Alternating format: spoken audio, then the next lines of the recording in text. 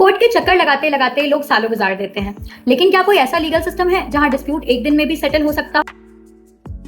आज बात करते हैं लोक अदालत की, जिसका मतलब है पीपल्स कोर्ट। लोक अदालत एक अल्टरनेटिव डिस्प्यूट रिजोल्यूशन मैकेनिज्म है जहां डिस्प्यूट्स को जल्दी, कम खर्च में और आपसी सहमति से सेटल किया जाता है।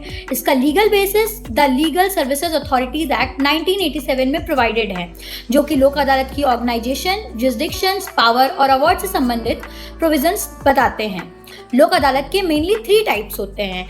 पहला, नेशनल लोक अदालत। ये लोक अदालत पूरे देश में एक ही दिन ऑर्गेनाइज की जाती है और एक साथ हजारों पेंडिंग केसेस को सेटल किया जाता है। दूसरा आता है परमानेंट लोक अदालत। ये पब्लिक यूटिलिटी सर्विसेज जैसे ट्रांसपोर्ट, पोस्टल, इलेक्ट्रिसिटी और वाटर सप्लाई से जुड़े डिस्प्यूट्स को डील करती है।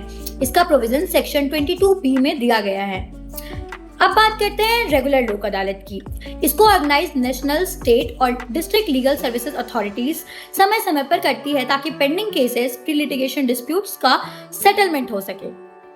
अब हमें जानना चाहिए कि कौन से केसेस लोक अदालत में जा सकते हैं, जैसे civil disputes, motor accident claim cases, cheque bounce cases, matrimonial disputes जहां सेटलमेंट पॉसिबल हो, लेबर डिस्प्यूट्स और बैंक रिकवरी मैटर्स। लेकिन non compoundable criminal offences Lok Adalat में नहीं सुने जा सकते हैं। अब हम समझ गए कि लोक अदालत होता क्या है, तो लेट्स नो कि इसके फायदे क्या हैं। यहाँ कोर्ट फी नहीं लगती है और अगर आपने पहले फी दी है तो वो भी रिफंड हो सकती है। फैसला दोनों पार्टी की म्यूचुअल कंसेंट से होता है।